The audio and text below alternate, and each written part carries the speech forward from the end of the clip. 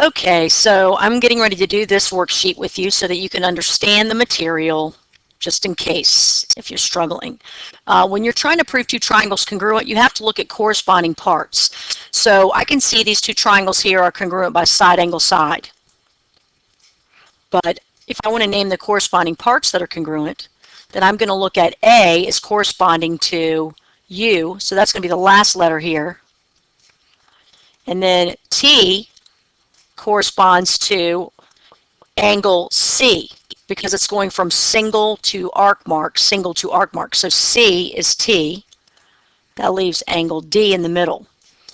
Now when you rearrange letters, see how TEA, if I rearrange it EAT, then it's DUC. DUC.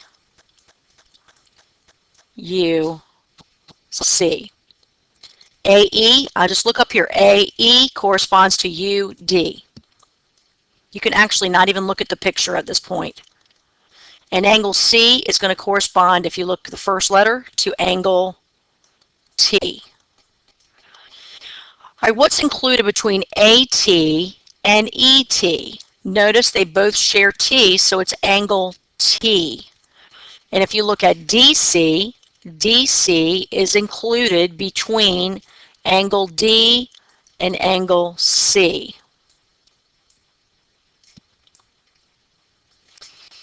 All right, now in order to prove two triangles congruent, we have 4 methods, and they have to match that or else the triangles aren't congruent. I'm allowed to mark reflexive no matter what. And when you see 2 parallel lines cut by a transversal, you can always mark the type of angle pairs, which in this case is alternate interior angles are going to be congruent. If I look at the other 2 pairs of parallel lines cut by the transversal, then I have the other pair of alternate interior angles congruent. And if you look at all that, I have 2 angles and a side included. Angle, side, angle is the answer.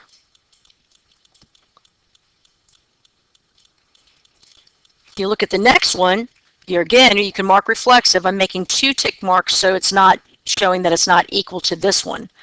And then, of course, I have a linear pair here, so that one's going to be 90 degrees. What do I have? Side, included angle, and side. Side, angle, side.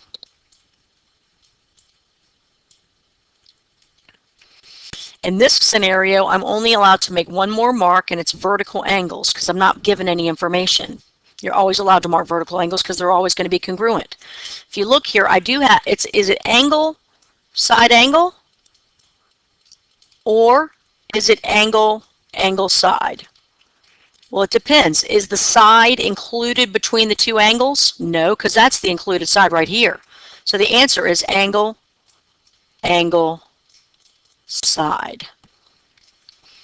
In number 10, I only have 1 pair of congruent segments, but I'm allowed to mark reflexive. But that's not enough information, so we'll just put any I. We don't know if the triangles are congruent. Or you can just put not congruent, because there's not enough information to prove them congruent. If you look at 11, I'm allowed to mark vertical angles congruent, but I can't say side, angle, side, even though there's 2 sides and an angle, because the angle is not included. This would be the included angle right here. So they're not congruent. If you look at that, that would be a SS, which is not ever going to be a method to prove two triangles congruent. Now this one, I've got parallel lines again.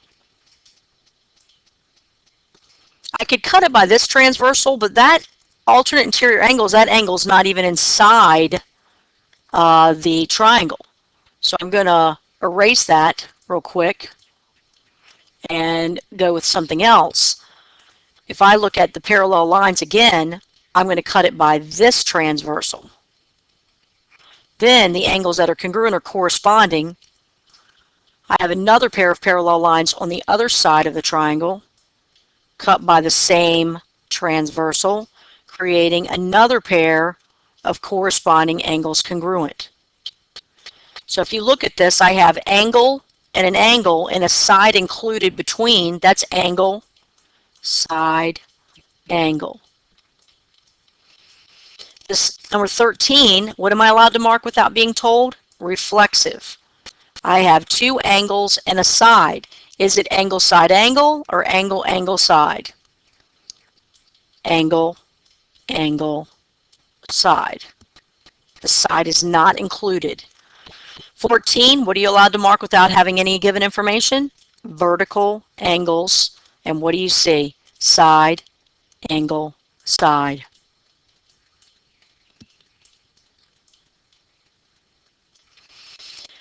Do you have anything that you can mark here on number 15? There's no vertical angles and there are no reflexives, so the triangles are not congruent. I only have 2 pairs of congruent segments. That's not enough. And 16, I'm allowed to mark reflexive here, and that's angle, side, angle.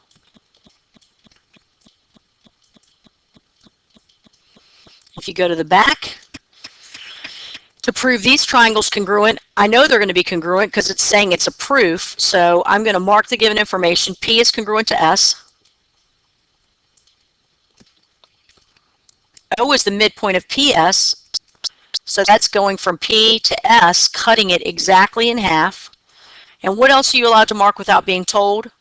Vertical angles are congruent. So what do you have?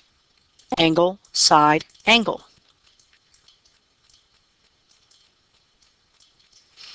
The next one, WO, is congruent to ZO. That'll be the blue marks. And XO is congruent to YO. What does that leave? Vertical angles are congruent. And what do you see? Side, angle, side. If a segment is bisecting an angle, if RP is bisecting angle QRS, what's the definition of an angle bisector? It forms congruent angles. It's also bisecting QPS. That same segment is bisecting the other angle, so that's going to create another pair of congruent angles. And then what are we allowed to mark without being told? Reflexive. So what do you see? Angle, side, angle.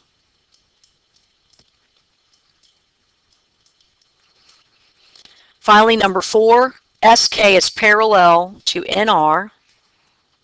So that's going to give me 2 lines cut by a transversal, creating what kind of congruent angles? Alternate interior. Then we have SN